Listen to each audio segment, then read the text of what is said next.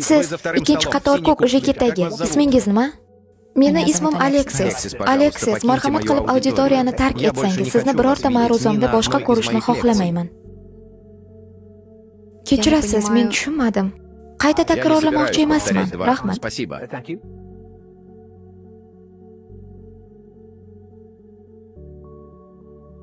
Qonunlar nimaga kerak?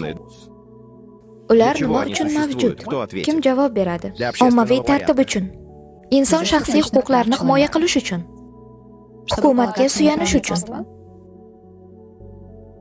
Adolat uchun. Rahmat.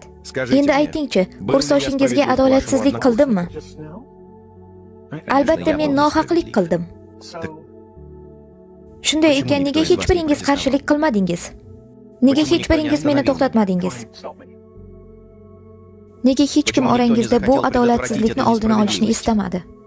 Ko'ryapsizmi? Hozir shunday narsani anglab yetdingizki, buni boshingizdan kechirmaganingizda 1000 soatlik ma'ruzalar orqali ham buni tushunmagan bo'lardingiz. Shaxsan sizga tegishli bo'lmaganligi uchun jim turdingiz.